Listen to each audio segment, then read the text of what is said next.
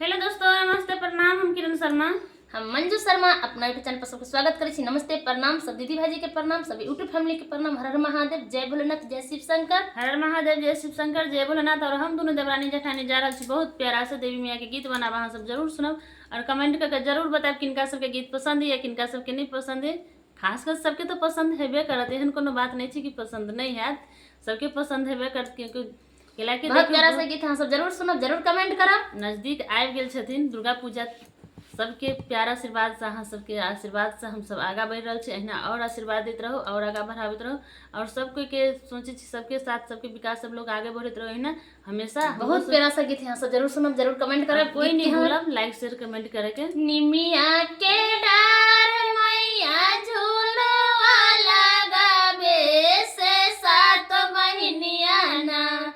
निमिया के डार मैया झूलवा लगावे से सात बहिनिया ना। झूले साँझ सबेर बसे सात बहिनिया ना। झूले साँझ सबेर बसे सात बहिनिया ना। निमिया के डार मैया झूलवा लगावे ऐसे सात बहिनिया ना। निमिया के डार मैया झूलवा लगावे ऐसे सात बहिनिया ना। झूले साँझ सबेर बसे सात बहिनिया ना।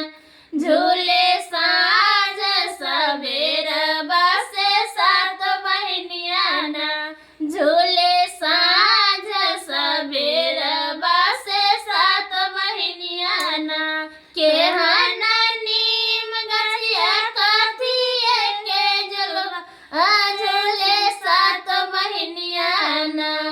केहना नीम गछिया कथिए के झुलवा झूले सात बहिनिया ना। झूले साँझ सबेर बहो सात बहिनिया ना।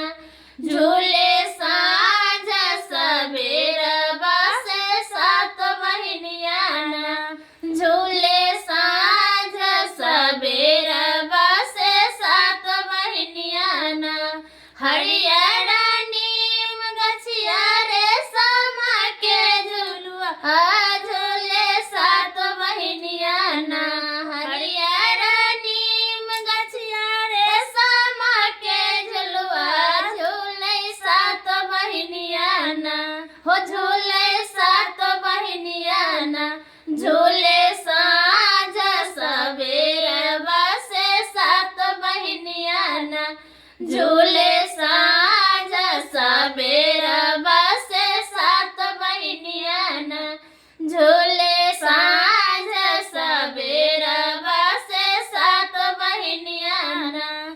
के पुकारे माँ के झूलू लागे झूलुआ से सात बहिनिया के पुकारे माँ के झूला बेले झुलवा हो सात बहिनिया के। झूले साँझ सबेर बसे सात बहिनिया के।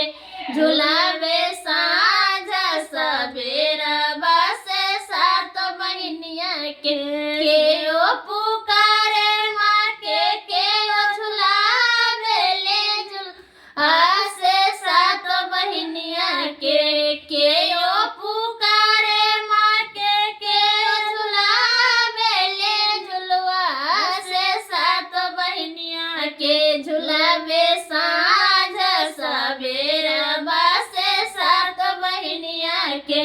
झुलावे साँझ सबेर बसे सात बहिनिया के। झुलावे साँझ सबेर बसे सात बहिनिया के। ए सब का पुकारे माँ के भैरव भैया झुलावे ले झुलुआ से सात बहिनिया के। सबका पुकारे माँ के भैरव भैया झुलावे ले झुलुआ से सात बहिनिया के। से सात बहिनिया के।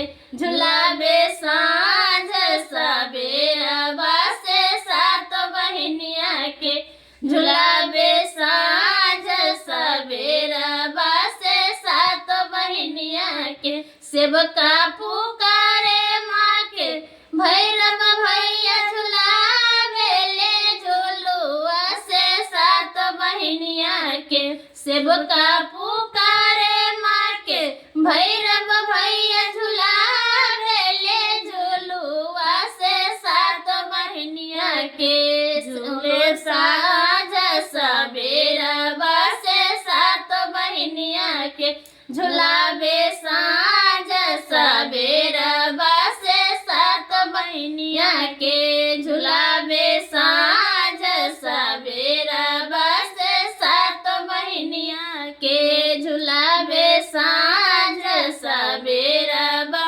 से सात बहिनिया के निमिया के डार मैया झूलो लगावे से सात बहिनिया ना निमिया के डार मैया झूलो लगावे से सात बहिनिया ना झूले